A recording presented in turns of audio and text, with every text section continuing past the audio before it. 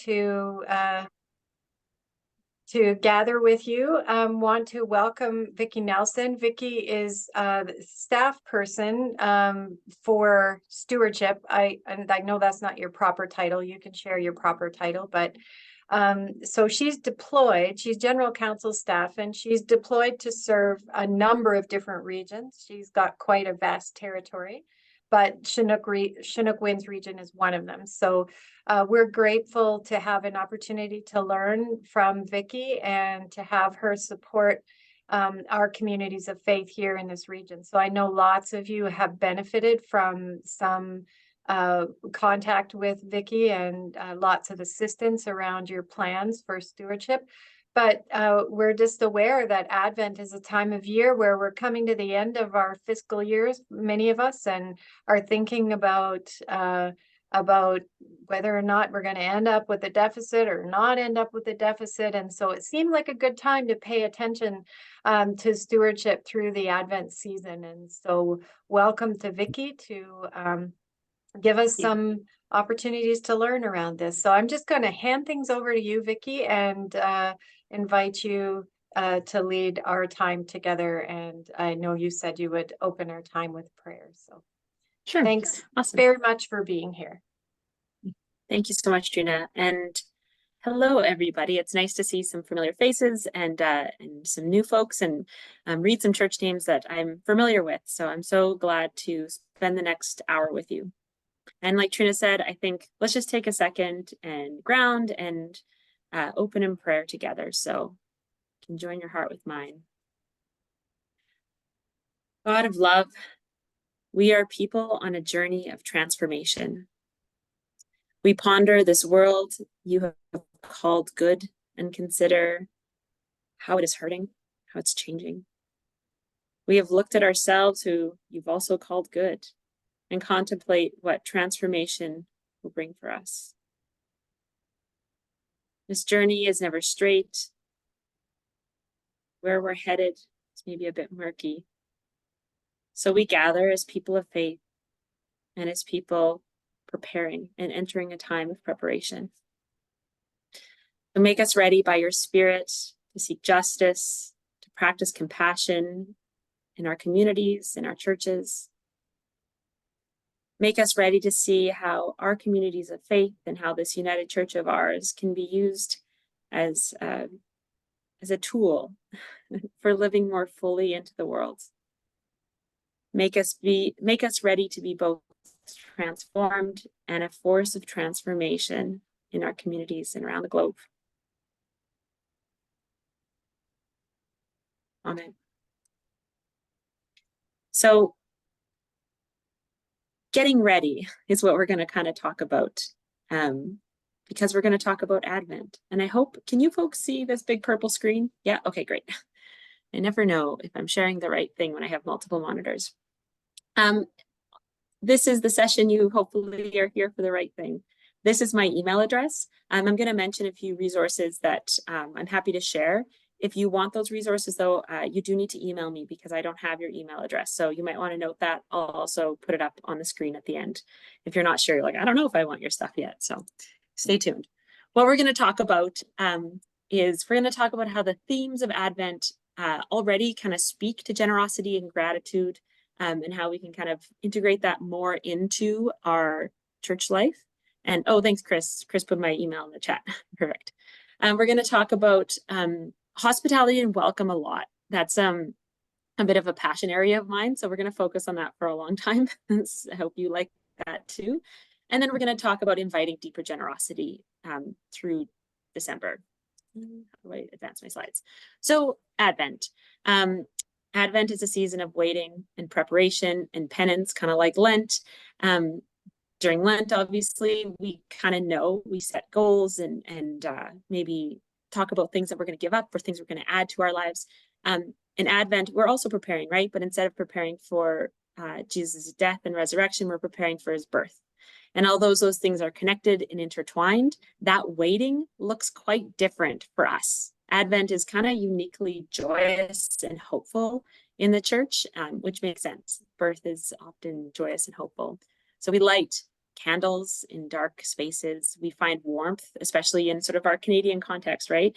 In this dark season, the days are shorter, and we kind of come together as friends and family to celebrate our coming hope. Advent is also the beginning of our liturgical year. So, we're about to start year B in the lectionary, which is exciting, but I think there's also something about that new year, new energy that I'm going to talk about a bit. So Advent should be a time to see us really slow down and turn inwards, become more contemplative and reflective. But we know the rest of the world is in full Christmas mode, right? There's parties, there's feasts, there's shopping, there's everything outside of, maybe that hour on Sunday, or if you have special Advent worships, feels actually far more hectic and outward focused, and not sort of that contemplative inward facing work that we're supposed to be doing during Advent. And I think that's okay. But I think that worshiping communities need to find a balance to the reality of the world we're living in. Advent's also a time for us to consider as Christians how we're going to show up and engage in our faith lives for the coming year.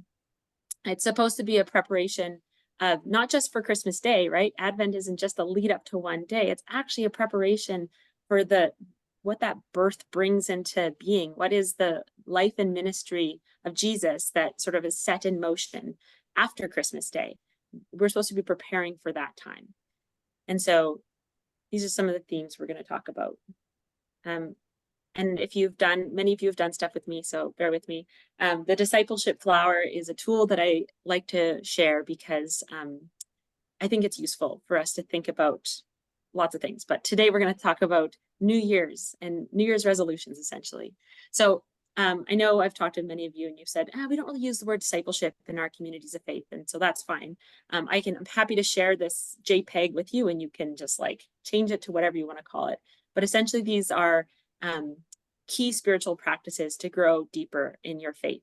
And so we have prayer, which is a concept we're pretty familiar with, we understand. Loving service, what we mean by that is outreach, social justice advocacy, even pastoral care, sort of loving and serving our community and our world. Worship, again, something we're very good at. We tend to do it at least 52 times a year. Bible study, so learning what our sacred stories are and how they, how they show up in our lives. Sharing faith, which is the pink petal that lots of people have lots of questions about, but it's essentially evangelism. How do we speak about our faith to people outside of our community? How do we invite people in and provide hospitality? How do we express what we're experiencing as Christians? And then finally, generosity, which is the petal that I spend a lot of time on. And so each of these have within them, each petal has within them number of practices that you can do as a Christian to sort of live more deeply. And so when we consider the year ahead, if we think about Advent as that New Year's resolution time, when we consider sort of how as individuals in a community we're going to deepen our own faith and go out into the world, generosity has to be a part of it, right? Just like we wouldn't look ahead to the year and be like, let's not do the Bible this year, or I don't think we should focus on prayer so much. I think we're praying too much during worship. Generosity has to be part of that discussion. And so an idea that you might want to consider, and I'm going to sort of throw lots of ideas, is maybe for folks in your community of faith, you look at each petal and have individuals set their own sort of New Year's resolution, their Advent resolution for how they're preparing, starting in January, what's something that they could do in each petal. So maybe for somebody who's a casual attender, they're like, I'm going to make it to in-person worship 25 times this year. Or I'm going to spend 10 minutes in the morning on contemplative prayer. Or I am not giving monthly, so I'm going to sign up through PAR for my church. And as leaders in your congregations, you can help sort of set some ideas and brainstorm some different goals and spiritual practices people can engage in with this. But I really think that this is a great time of year for people. People want something new, and especially in January, but in Advent as well. And I think, again, it's that preparation piece. So United Churches already talk about generosity a lot during Advent. So I don't want to like diminish that as I share other ideas. I threw out a question to some United Church friends. I was like, okay, what are the ways that your church does generosity? And like very quickly, these 4 things were just like boom, boom, boom, like everybody said them or said some version of them. So if other congregations have things they do, you can share it in the chat. There'll be time for sort of questions and idea sharing at the end as well, I'm hoping. So if you have something, I think collaborating and idea sharing is really important. So feel free to pop in the chat. I'm not going to open up the discussion at this point though.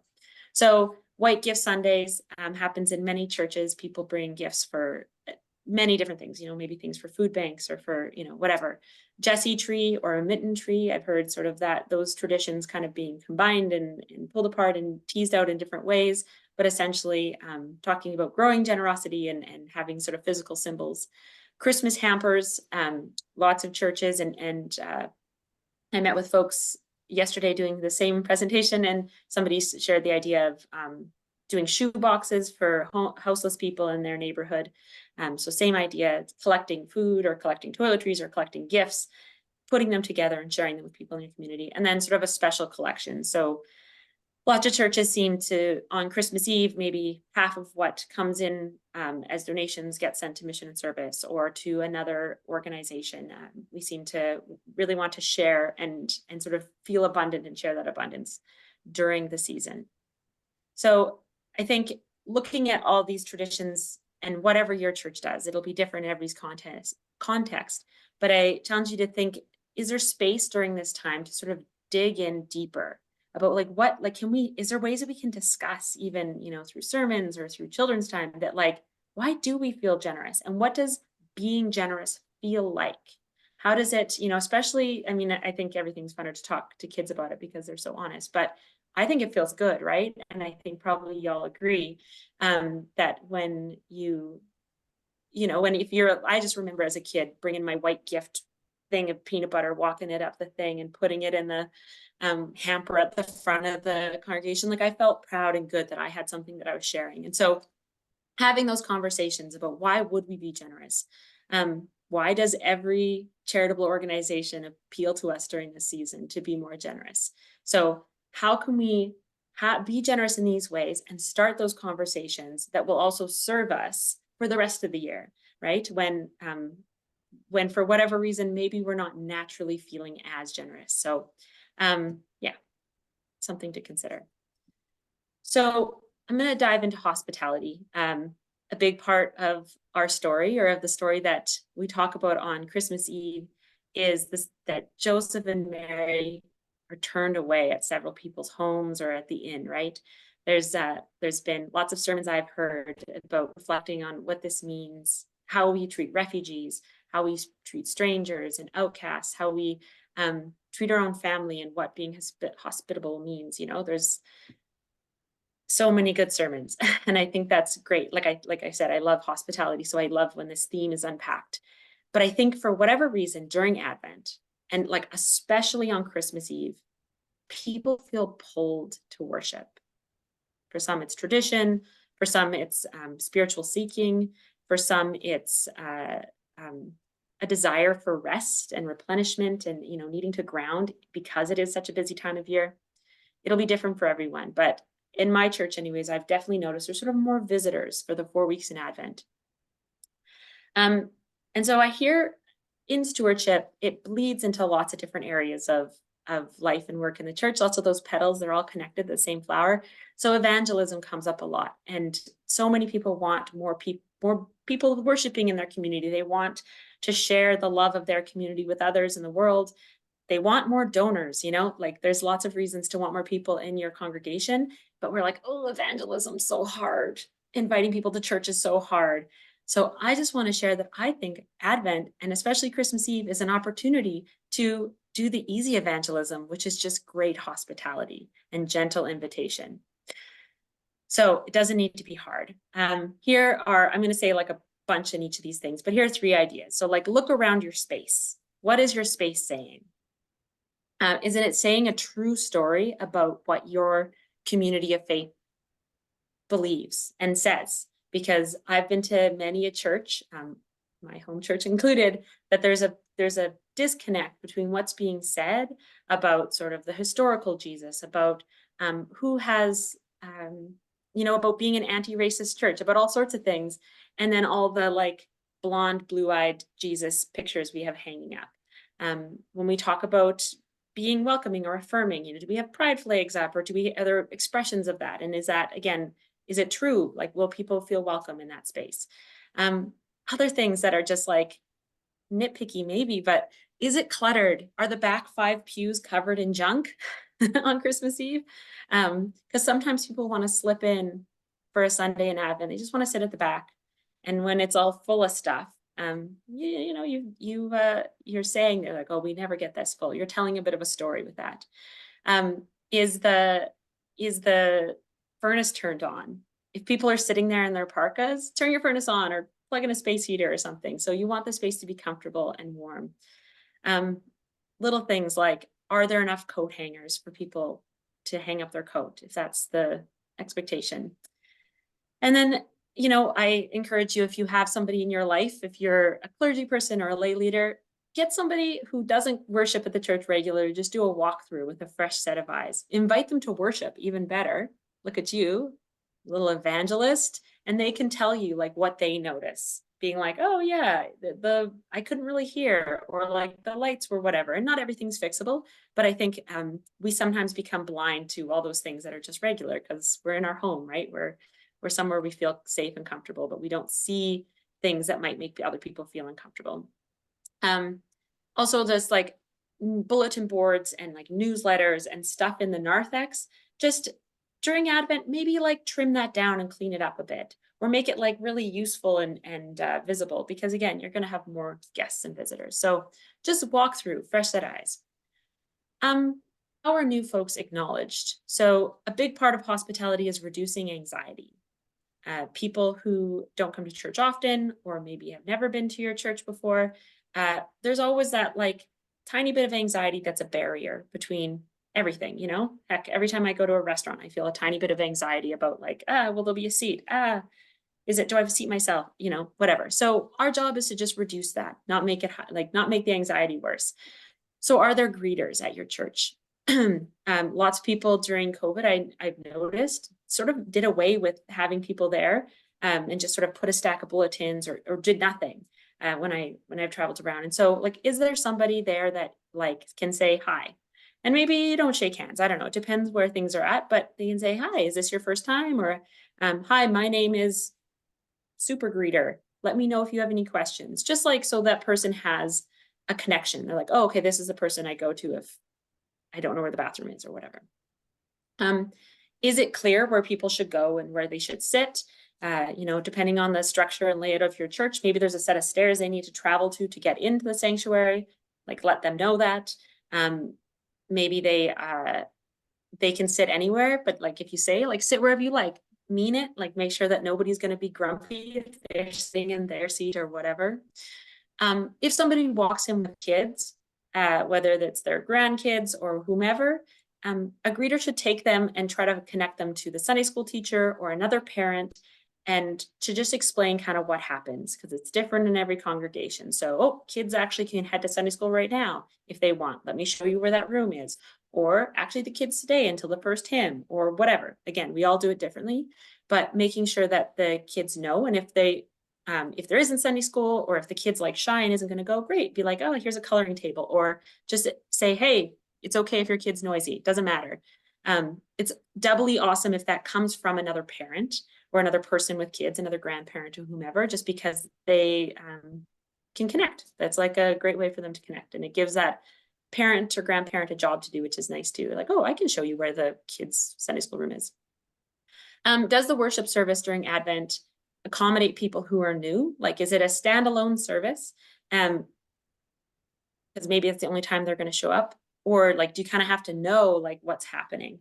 I also love sort of sermon series. Personally, I think it's a great way to be like, hey, come for this 4-week starter pack of church. It's a great way to invite friends, like, oh, actually, you're interested in Indigenous spiritualities. Our church is going to be doing a 4-week study on that, or whatever. Maybe that's not the best theme for Advent, but probably it is. So you can do either one, but just but each Sunday should at least be able to sort of stand on its own. But encourage people to bring friends if you are doing a sermon series or a deep dive into something or whatever, because that's interesting and people like to show up. Before worship starts, sorry, I'm just going to spill water. Before everything gets kicked off, is there a really warm and genuine welcome? If you have a regular minister, this can come from your minister. If your church uses more pulpit supply or licensed lay worship leaders, or that person changes a lot, then designate somebody from like a lay leader in the community to give a welcome that says a little bit about who you are. Just a little bit, says your mission statement or your vision statement, says a couple lines about how your church wants to show up in the world or is showing up in the world, and welcome them. If you do verbal announcements, make sure that people that are doing those sort of explain a bit of the context. This was a comment made in a session I did yesterday, that it's when you're visiting a church and they just sort of they'll launch in, they're like, well, as everybody knows, we have this thing happening, blah, blah, blah, blah. So it's like just making sure that the announcement is for folks who might not have heard the announcement the week before. Because in theory, that's who it's for, right? If they've already said the announcement, then those people already know. And then just a reminder, and I think we're actually pretty good at this, but like tell people when to stand up or sit down. You just don't want to make people feel like left out or isolated. Same as if you have sort of opening or closing songs, if you can let people in and let them know that it's going to happen, cool. It's also not a big deal, but just be aware, try to think of your worship service through the eyes of somebody who's not familiar. If there's coffee after worship or a time of fellowship, can one of those greeters or can somebody else just like invite visitors? And they might be like, no, don't be so heavy-handed, and that's okay. But just be like, hey, if you want to come have a cup of coffee. I always joke that like my kids, because we visit a lot of different churches, they will find coffee time because there's often cookies or baking, and so especially if people have kids or grandkids, like let them know like, hey, there's cookies and you might want to stick around. Their kids might want to visit or show them what they did in Sunday school or whatever. So when worship is done, again, just speaking with people with kids, don't leave the parent to go find their child alone, especially if you have a big old church. Walk with them, be like, hey, your kid went to Sunday school. Let me go with you. I'll show you where to find them.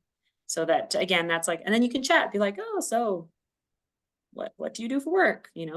How did you end up here today? And then you get to know this person. And again, like another vein of hospitality, which is why I say that greeters need to be trained, because even though we are generally like warm and nice people, there are things that skilled greeters can just do really well. So how do people find belonging? The goal of hospitality is actually to help people find a sense of belonging in your community, right? And there's 4 stages of belonging, and I steal these ideas from it's like a blog I read by Rabbi Julia Appel. But the stages of belonging are to be noticed, to be named, to be known, and then to be needed. So in stewardship sense, when we're talking about stewardship, the goal actually isn't to get 100 or 200 or 1,000 people to come to your church once. The goal is actually, you want people to come and to find themselves in one of these stages. You want them to come and be noticed and eventually be needed. And they're needed, that might mean they're needed on the worship committee, or they're needed as a financial supporter, right? So you want to move people along these stages. And so greeters, again, like skilled greeters, really help with the noticing and probably even the naming in a lot of cases. Like they're the ones that can learn somebody's name and introduce it to somebody else. Be like, oh, hey, this is like Jack and Jill. They're just visiting today. But to move through those other stages, those other things we do, like programs, we want to move people to come to worship more, to join the choir, to join Sunday school, to get involved in outreach or advocacy. That then moves them into being known. So we're like, oh, hey, you're an accountant? Awesome. We actually would love somebody to help out with our refugee work that is good with forms or whatever. So they're known for who they are and what skills they have, and then they're needed, right? You move them along a bit further in those stages. So during Advent, and especially on Christmas Eve, talk a bit about yourself. Tell inspiring stories of what your congregation is up to. Talk about the work that you're doing in the world. Paint a picture for folks who are visiting. And also, like, let's be clear, this isn't just for visitors. When we inspire people that are doing that work, that are in the pews as well. So talk about all the ways that you are making meaning in people's lives. Mention what neat programming is coming up. Because again, it's the new year, new me, right? It's Advent. So if there's things happening that people can join, share that. So, oh, hey, join the choir in January, or join the choir this week and sing at the Christmas Eve service or whatever. Sunday school will be launching into a new session of things starting these days. So if you have kids or grandkids, bring them to Sunday school, or there's a book study starting or whatever. Name some of the fun things that are starting, or the hard things that are starting. Name things that places people can get involved in.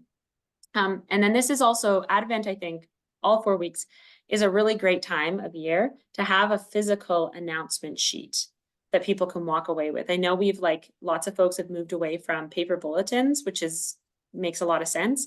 We do things online, but lots of people who are going to visit us are not subscribers to our e-newsletters. So what can we hand them that they walk away with that just says, oh, choir meets on Wednesday.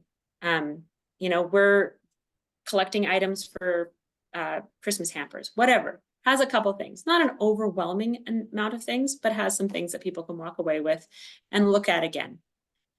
And includes like an invitation to get involved. Yeah. And then the last thing I'll just say is on Christmas Eve, don't make a joke about the visitors that are there, right? So some examples that I've heard is like, it hasn't been this full in here since last Christmas, or, nice to see you for your yearly pop by, or like the one that I've heard actually probably the most is see you at Easter. People connect to your congregation in different ways. And that's like 100% okay, right? So for many, this one worship, they come on Christmas Eve, this one worship service is how they connect to their faith. It's how they connect to your community of faith. And they shouldn't be made to feel like guilty or less than, or like an outsider, outside the club. Yeah, comments like those also just sort of speak of scarcity. And it comes off as a bit snarky and rude and a little boring. And so we don't want to be like, it's almost always empty in here, right? Is essentially what you're saying when you say things like that. Not you, and none of you would ever do that. But I just a reminder that celebrate the abundant, full sanctuary you have on that night. Okay. Sorry, I can't advance my slide. There it goes. All right, so here are some ideas to consider. Some of them I've mentioned, so I'll try to go quick, but as you can tell, I talk a lot. But I just put them in a nice list because, I don't know, I can send folks the slides and it'll be easier. Okay, so have a program ready to go. Like, again, we're at the beginning of a new year for folks that are deeply connected in your congregation, or folks that are visiting or new. So have programs ready for people to get involved in. Stewardship is about inviting people to deeper involvement and deeper engagement. So make sure that like when people are thinking about how they're going to spend their time and money in 2024, you have some ideas for them. And we're going to talk specifically about sending out an invitation to give financially in a bit. So that is one big invitation, but even like programmatically join the choir, that kind of thing. You just want that gateway to participation for new folks. Inspire everyone with what's up in your community of faith and have it like a clear invitation. So yeah, okay. Sorry, I have notes and I'm just kind of jumping all over the place. Okay, so consider challenging, and I mentioned this one already, this focusing and setting spiritual goals. Use a discipleship flower or don't, but like set some spiritual goals for yourself and your community of faith for the year. Even if you don't do it, even if you just do it and you don't do it with anybody else, think about those 6 areas and 6 sort of spiritual practices, and how do you want to show up? How do you want to deepen your faith? Can you set one for each petal? If you do it with a larger group, I encourage some of the leaders to come up with some examples of areas that might make sense. Like if you're going to have like a Bible reading push for during Lent, be like, hey, this is coming up. If you want to read more, spend more time each day reading the Bible, we're actually going to be offering this, or we're trying to get everybody signed up as monthly donors. Awesome. Then say one way you can deepen your generosity is sign up as a monthly donor, that kind of thing. So make it easy for people to do those things, or make it easy for people to consider, like, oh, I don't know how, make it easy. Okay. Yeah, so create places for volunteers. Have places, if you can, if this is within the sort of culture of your community of faith, have places in December that kids and adults and everybody can volunteer. So many parents ask me like, hey, I really need to volunteer with my kid. They are so toy focused, or they are so about like me this time of year. And I need something to do where they can help somebody else. And I think churches are a great place for us to offer that. And also for non-children, it's also great because we want to give something, give money, give time, whatever. So leave room as well for folks that are less connected with your church to help out. So some stuff you'll have like generosity is good for everyone. Some stuff you'll have those deep involved members, some help, some space for other people as well. So like we're going to be taking all the mitts off our mitten tree after worship and wrapping them and then delivering them to like at the seniors home down the way, or the refugee family who's just here, or we're creating care packages for unhoused individuals or whatever, or we're going caroling at the seniors home after worship or on this day. That's something that can appear on your walkaway announcement sheet. That's something you can sort of tell through social media, be like, hey, I'm not super connected with the church, maybe, let's say, but I would totally go caroling with my kids at a senior's home. That sounds delightful. And somebody set that up for me. Awesome. So some ideas, like have a volunteer opportunity. And then also like talk a bit about generosity. Again, like this generosity is a spiritual practice. And so being like, how did that, like doing something nice feels good. Like remind people that like we are closer to Christ when we give ourselves, our time, our money. So yeah, and it's about the people receiving, and it's also about what it does to us. And that'll help kids learn the joy of giving too, right? And church, I always say that churches are kind of like the only training ground that lots of people get for generosity, right? You don't learn about giving in schools. So it's kind of our responsibility. So it's our job to do, folks. Okay, so yeah. Okay, so I'm going to come back to sending out, so I keep pointing at my screen like you can see it. I'm going to send out back to to written invitations in a second. But I am going to talk about this sort of written thing. So I said a welcome letter. The word handout is actually maybe a better, have something on Christmas Eve. If your church sees a lot of visitors, which I know many do, have something that's physically handed to folks or shared as a PDF for online worshipers that does a couple things. It's like a letter that reduces anxiety. So says things like, hey, your children are welcome here. It's great if they're loud, or doesn't. Says, hey, children, like this is a quiet contemplative worship. We have a space for kids here.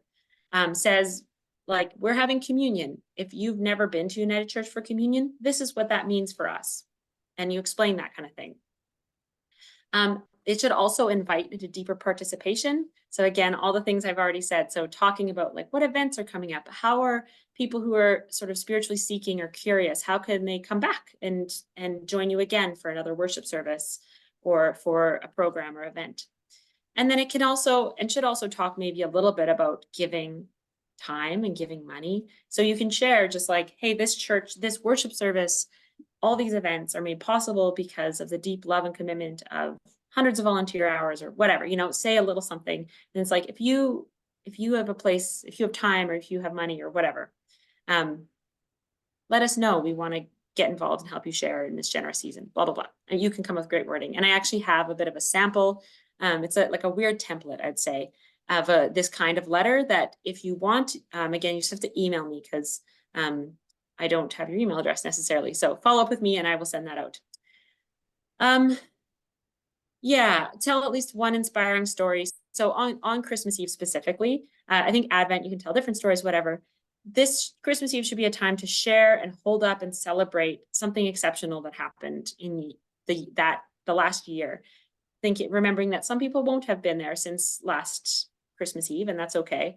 But like, what's really awesome that's happening right now? So, you know, you just hired a youth minister. Awesome. Like, talk about why that's important.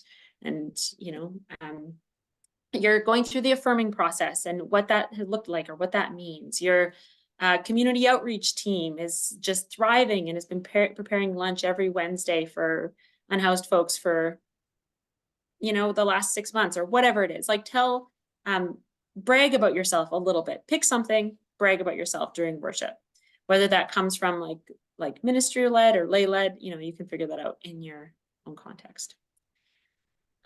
Yeah, so that warm feeling during Advent and on Christmas Eve. Like I said before, I know liturgically it's not Christmas until December 25th, but in the church,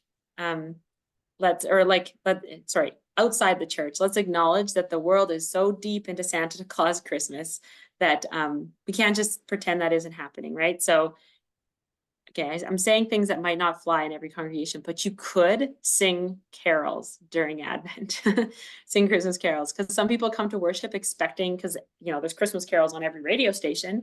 So they come to church expecting the beautiful choir to sing Christmas carols, but we don't sing Christmas carols, but maybe you do, or maybe you do like an after worship carol sing or something like that.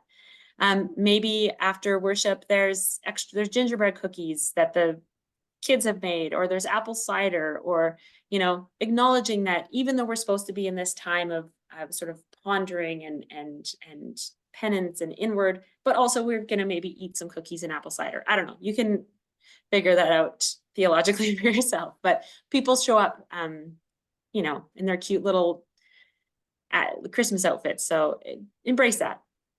But also, or go the opposite way and talk about how the busyness of the season can be so much when it's actually can be really hard time, right? I know lots of us have blue Christmas worship services, but even just during Advent in general, sometimes people just need worship to hold space to find that quiet center. And that can be another way that our worship shows up for people. So, you know, figure it out in your context, but, you know, be open to both, I guess. Yeah, send Christmas cards. I love Christmas cards. I think, or I love physical things. So that makes me sound really materialistic, but I think because in church world, it's gotten so inexpensive to do everything digitally, we don't do a lot of like paper things anymore. And I think in lots of ways, that's actually great. Being frugal and being smart with our resources is awesome. But Christmas cards are great because they can say thank you. They can, you know, to people who have financially or volunteered with the church, financially supported or volunteered with the church.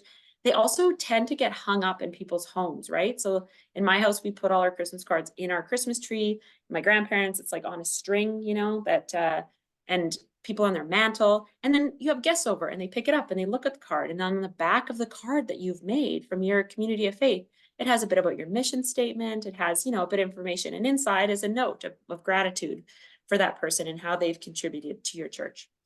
So I'm a big fan because I am a big fan of saying thank you, which we're going to get into more in a second. And also, I just like Christmas cards.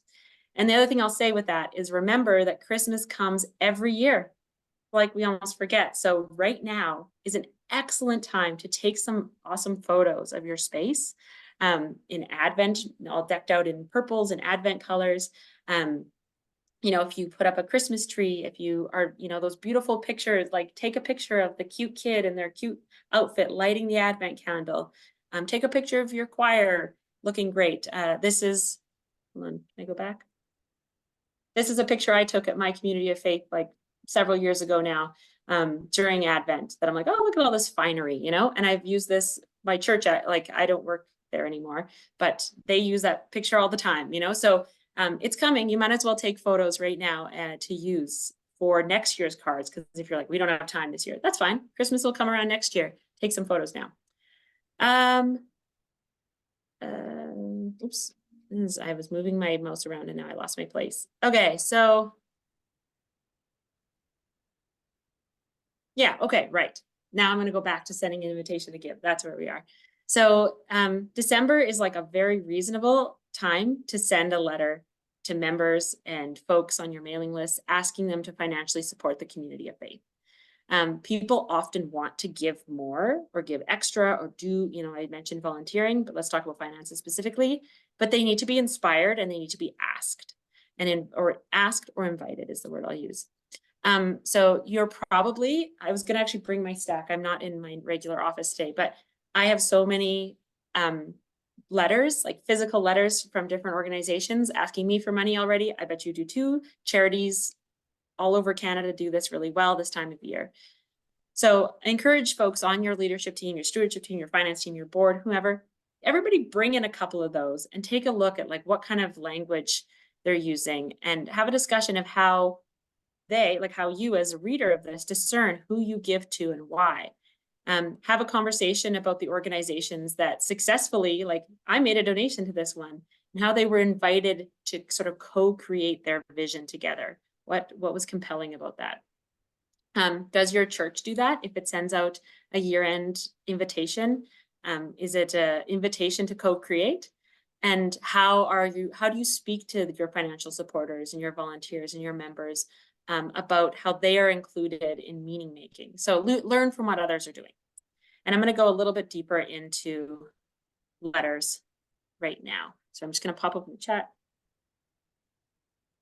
Nice. Okay, awesome. I'm going to read through all these things later in the chat, but there's some good ideas in there, I think, already. So keep them coming. So I'm going to give you some tips for writing an invitation to give.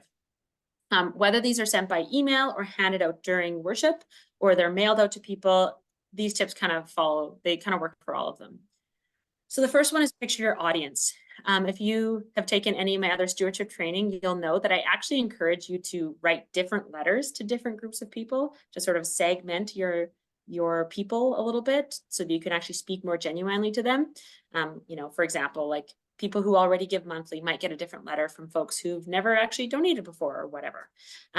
But if you are like, okay, Vicki, it's the end of November, that's not going to happen, that's okay. The letter that needs to be ready, you can just still keep your audience in mind. Picture who you're writing for. Try to remember that you are maybe writing for folks that, are deeply connected with the church and folks who might be new or new-ish, or maybe only attend a few times a year. Just try to picture them. I think it helps write a more compelling letter.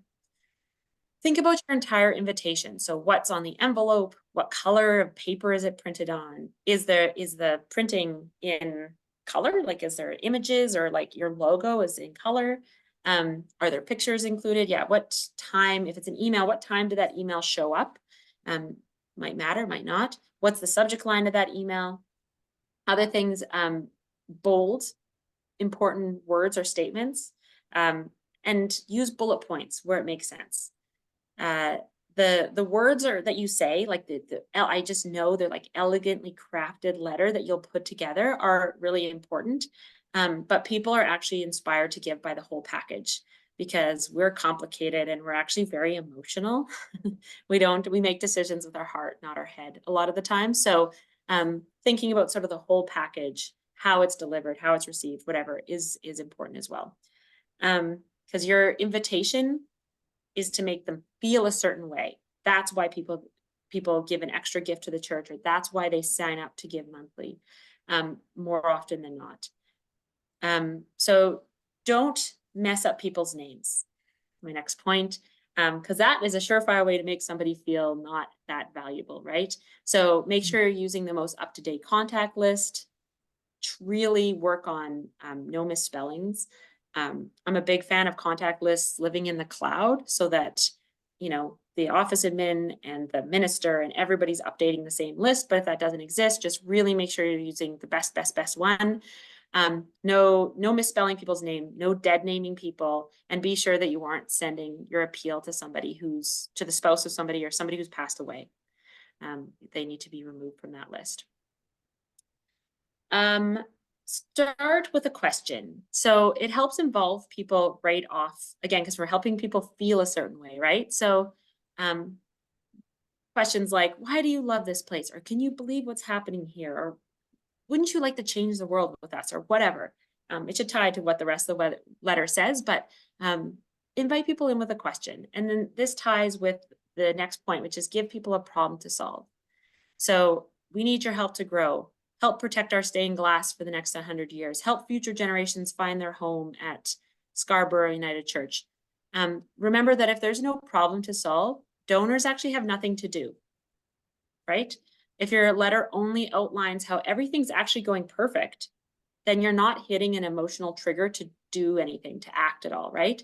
So this doesn't mean you have to be super negative at all. But like, there's like positive ways to spin it. I figure you can imagine this, but like, our Sunday school's growing. We need your help to hire Sunday school teachers or whatever, or we're receiving so many requests for refugee sponsorship and we have volunteers to do the work, but we need financial support to make this happen or whatever it is. So it's like a challenge, like a good, bad, there's a problem and a solution, and the solution is their donation. And I will say, like, I think Trina kind of alluded to this time of year, you might be like, will we have a deficit at the end of the year? And I think I'll talk about that in a bit, but I will say that people respond often really well to a specific project or program. So yeah, refugee support is a great one. Like the Christmas hamper appeal is another one. Extra gifts to mission and service, or like a nearby camp or other United Church ministry, or like something really concrete, like capital repairs or upgrades that are needed. People who are, especially if you're asking people to make an extra gift, not to just sign up, you know, because an invitation could be like, join us as a monthly donor or increase your giving. That's cool. But if you're sort of asking for that extra gift, sometimes that specific program will have better results. And so you're also going to follow up with like a thank you letter or note or email that lets the people know how the problem was solved, right? So even if it just is as simple as like, hey, we came together and this problem got better, like to solve this problem, you can't keep proposing problems without following up with gratitude to like how the solution, how things got better. Okay. Gosh, I talk so much. Okay, so I'm gonna go faster. The last thing, this vision, enemy, hero, served, just really quickly is something to remember. It just helps me craft letters. So the vision is like, what is the goal? What is your vision for your church, the refugee program, for whatever? What you're going to tell people what your vision is, but you're going to share what the enemy is, like what is in the way. You know, we have 3 families who want to do family reunification, and we can sponsor them. We have the volunteer capacity, but we don't have enough funding to, you know, the required, I'm not entirely sure how it works, but the required money you need or whatever. So that's in the way. That's the enemy. Who's the hero? The hero is always the donor. They're the one that can help. You can help. You have the power to help us solve this problem. And who's served? So again, just reminding like, who are the people that will be served? And in some cases, like in that case, it would be the refugee family, or it'd be the refugee committee who's doing this work and just needs some financial support. In other cases, it will be, you know, the choir who needs new robes, or it'll be the Sunday school, or it'll be the worship committee, whatever. It can also be like who you join by donating. So like you're asking people to become monthly donors, then you join our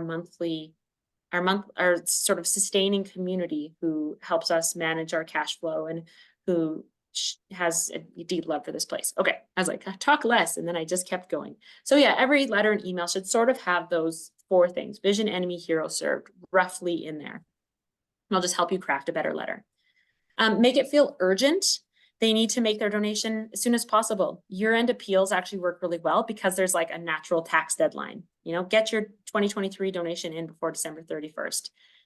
If you're doing a special campaign or a capital campaign, other things that are really great are matching donations, being like, all, you know, up the first, how many ever donations until we reach $10,000 will be matched before January 1st. Or like, you know, we need to get this amount by this date. It can be artificial, but like having a deadline is really helpful for people. If you don't give a deadline, it can make it feel, or like if you don't give a deadline or make it feel urgent, people can just get distracted and sort of set that letter aside. And it's not that they didn't want to give, it's just that they, you know, the urgency helps them do it. If your congregation is experiencing a serious crunch, like a serious deficit situation, because I say here, don't make it an emergency. You can pull the emergency lever, but you can't do this every year.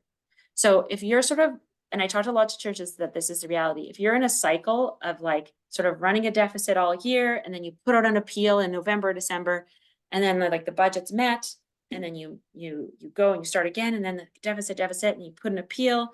I think that you should talk to me and we should do some other stewardship work. Because I think that that's like a exhausting cycle to live in, of like sort of fear, scarcity. Oh, actually we did have enough. And then we do it again, right? So yeah, but if there is an emergency, like things are very serious, you can pull that emergency lever and say, this is critical, this is an emergency, and appeal to people that way.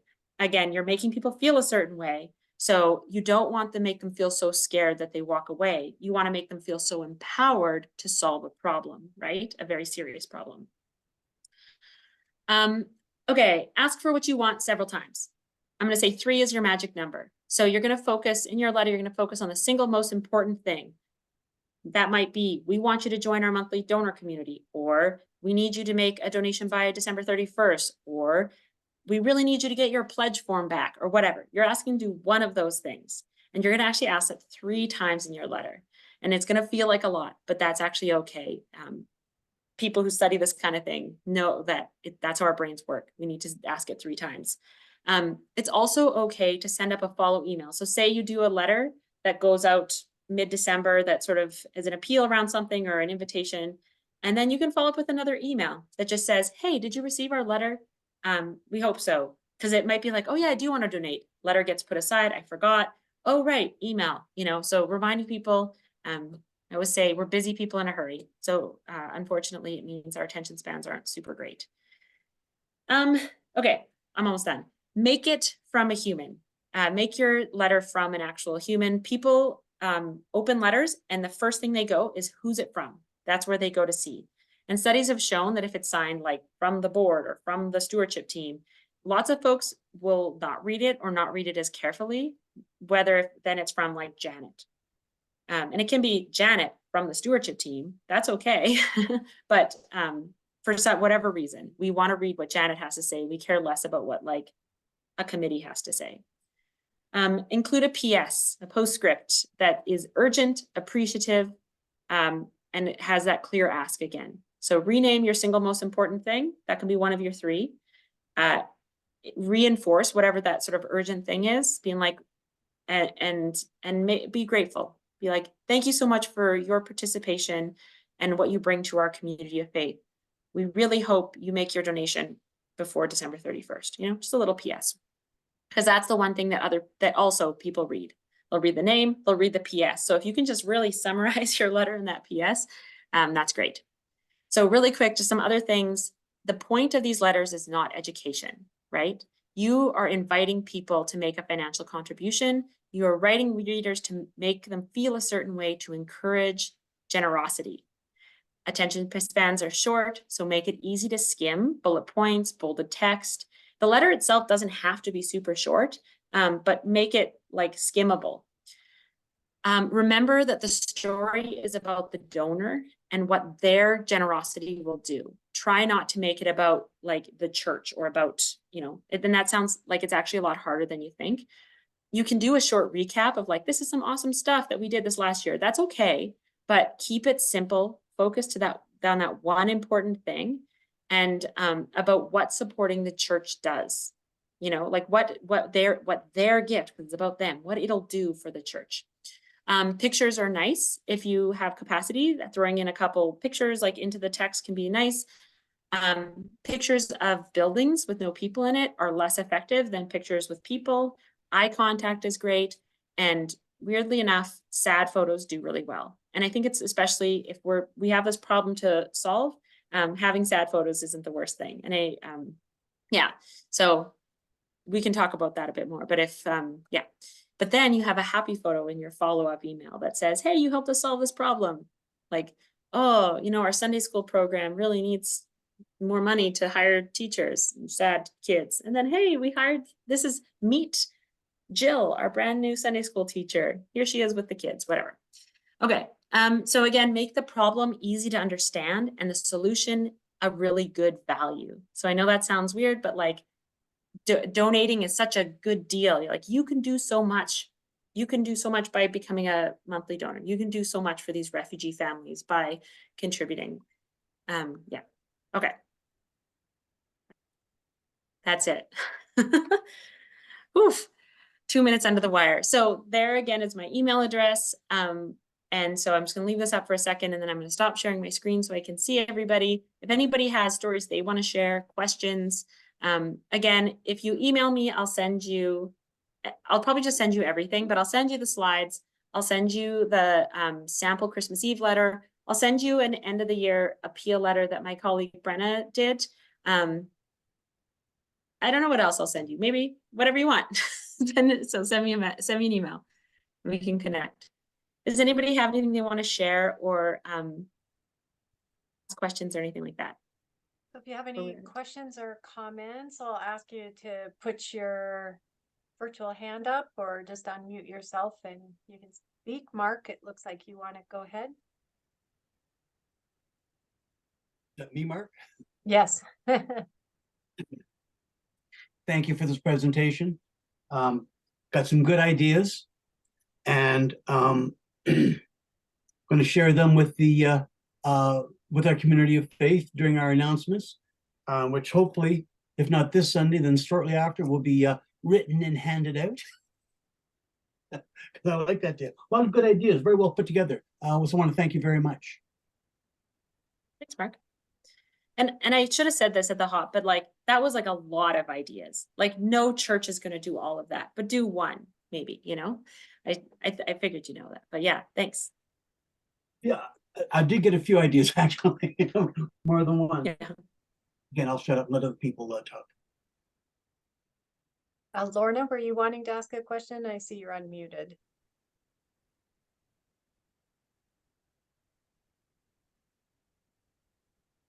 No, anyone else? I see Lorna asked for the discipleship flower, so I'll try to remember that as well. The discipleship flower as well. So thank you.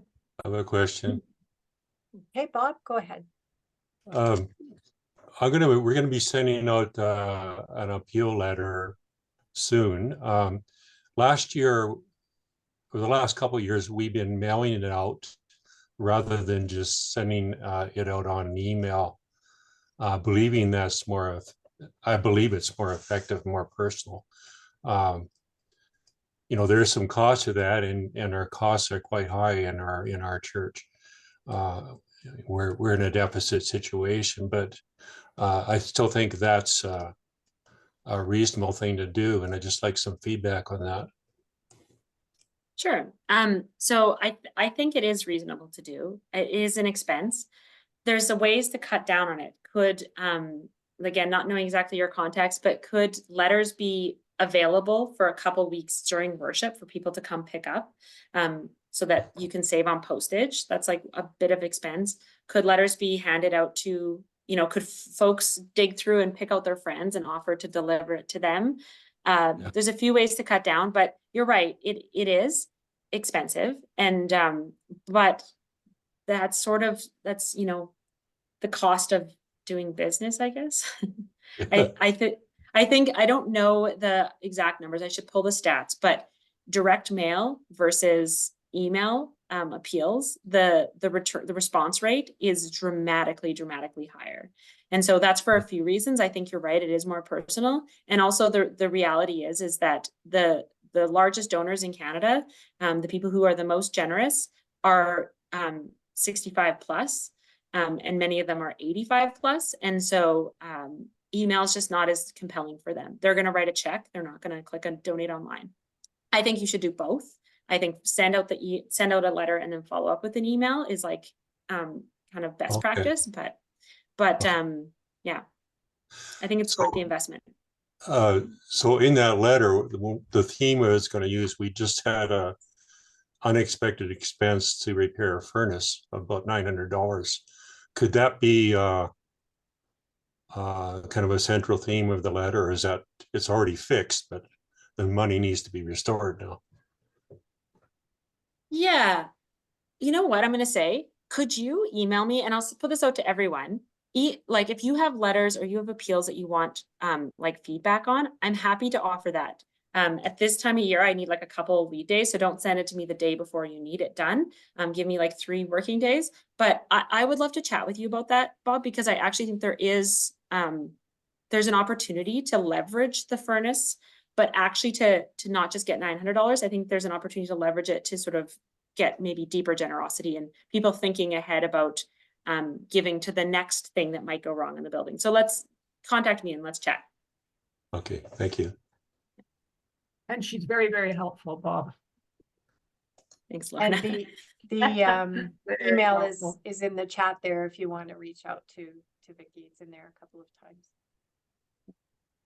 Any other questions?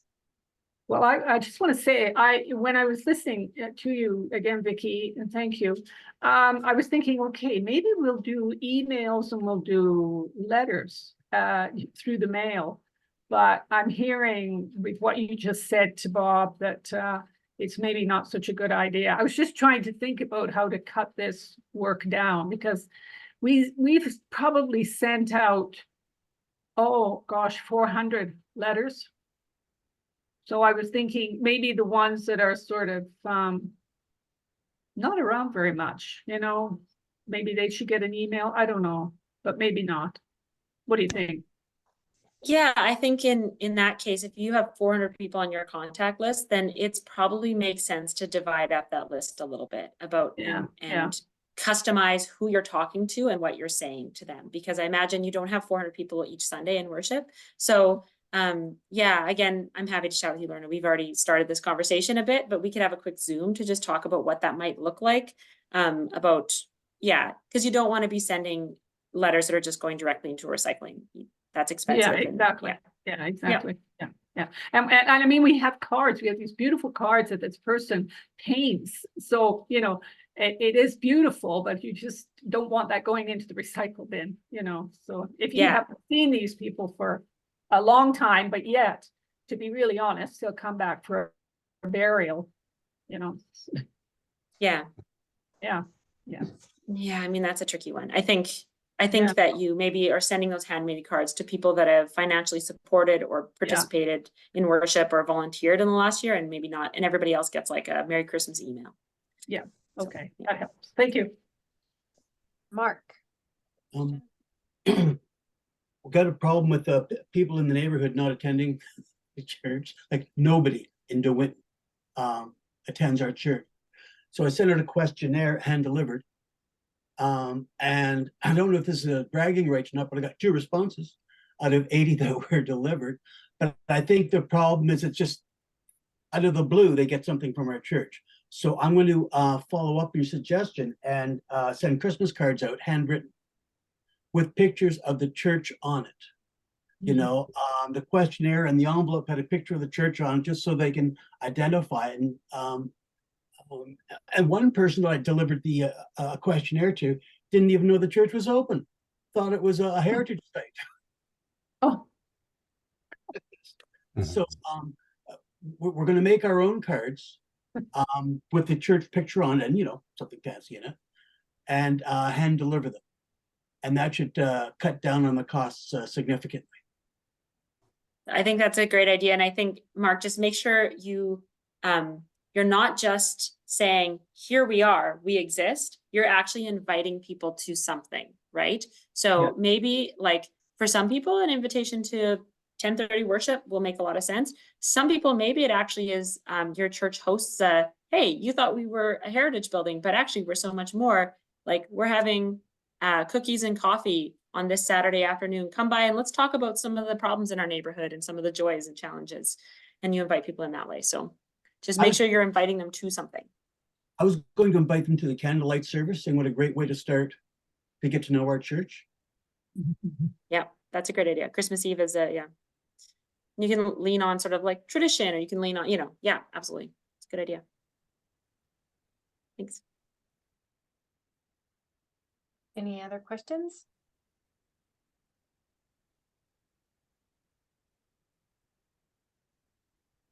Well, great. Thank you so much, Vicki, for your wisdom and your time, and most importantly, for your willingness to connect with people after the fact and respond to questions and help them with their resources.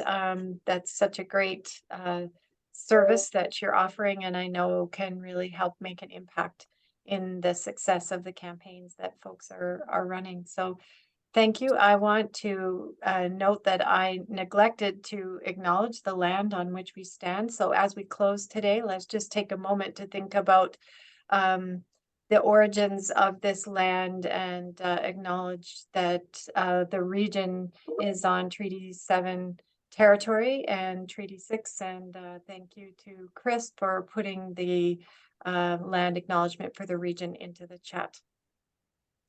So thanks everyone. Blessings on your day. Our next town hall is happening December 13th, and we're inviting you into a worship service, a worship time together, recognizing that many of you are providing service to other people. So having an opportunity to be filled at that time would be available. So Michelle, Leadership is leading that. Do you want to add a word?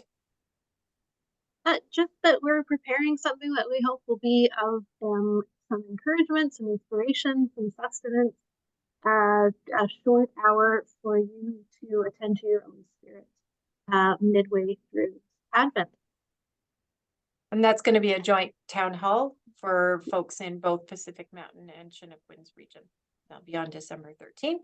Again, you're invited to Okotoks for the open house on the 11th. You can watch for details about that, and we'll look forward to seeing you there for soup and hot chocolate and warm drinks following the holiday train. So great. So we'll see you all. Have a good day. Thank you.